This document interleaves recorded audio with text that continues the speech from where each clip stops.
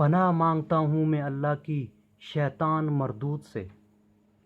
منافق مرد اور منافق عورتیں ایک دوسرے کے ہم جنس یعنی ایک ہی طرح کے ہیں کہ برے کام کرنے کو کہتے اور نیک کاموں سے منع کرتے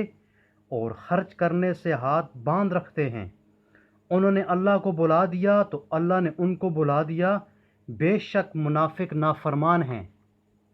اللہ نے منافق مردوں اور منافق عورتوں اور کافروں سے آتش جہنم کا وعدہ کیا ہے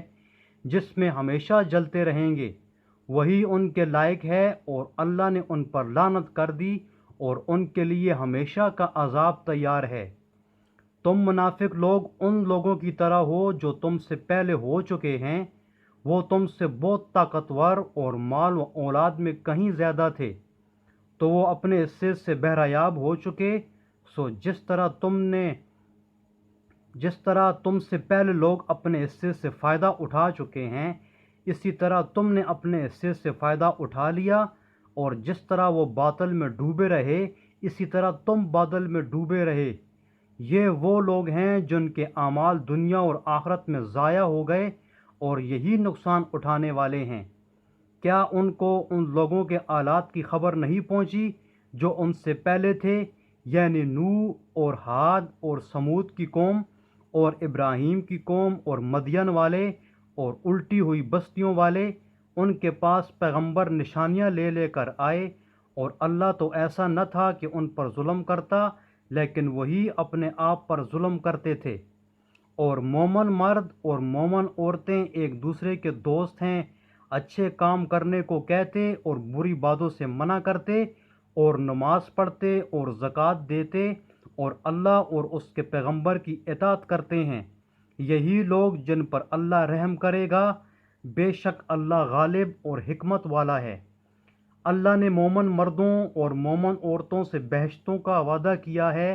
جن کے نیچے نہریں بہہ رہی ہیں، وہ ان میں ہمیشہ رہیں گے، اور بہشت ہائے جاودانی میں نفیس مکانات کا وعدہ کیا ہے، اور اللہ کی رضامندی تو سب سے بڑھ کر نعمت ہے، یہی بڑی کامیابی ہے۔ اے پیغمبر، کافروں اور منافقوں سے لڑو اور ان پر سختی کرو، اور ان کا ٹھکانہ دوزخ ہے اور وہ بری جگہ ہے۔ یہ اللہ کی قسمیں کھاتے ہیں کہ انہوں نے تو کچھ نہیں کہا، حالانکہ انہوں نے کفر کا کلمہ کہا ہے اور یہ اسلام لانے کے بعد کافر ہو گئے ہیں، اور ایسی بات کا قصد کر چکے ہیں جس پر قدرت نہیں پا سکے۔ اور انہوں نے مسلمانوں میں عیب ہی کون سا دیکھا ہے سوائے اس کے کہ اللہ نے اپنے فضل سے اور اس کے پیغمبر نے اپنی مہربانی سے ان کو دولت مند کر دیا ہے۔ تو اگر یہ لوگ توبہ کر لیں تو ان کے حق میں بہتر ہوگا، اور اگر منہ پھیر لیں تو اللہ ان کو دنیا اور آخرت میں دکھ دینے والا عذاب دے گا، اور زمین میں ان کا کوئی دوست اور مددگار نہ ہوگا۔ اور ان میں بعض ایسے ہیں جنہوں نے اللہ سے عہد کیا تھا کہ اگر وہ ہم کو اپنی مہربانی سے مال عطا فرمائے گا تو ضرور خیرات کیا کریں گے اور نیکوکاروں میں ہو جائیں گے، لیکن جب اللہ نے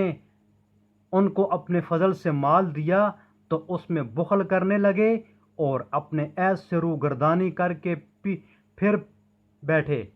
تو اللہ نے اس کا انجام یہ کیا کہ اس روز تک کے لیے جس میں وہ اللہ کے روبرو حاضر ہوں گے ان کے دلوں میں نفاق ڈال دیا،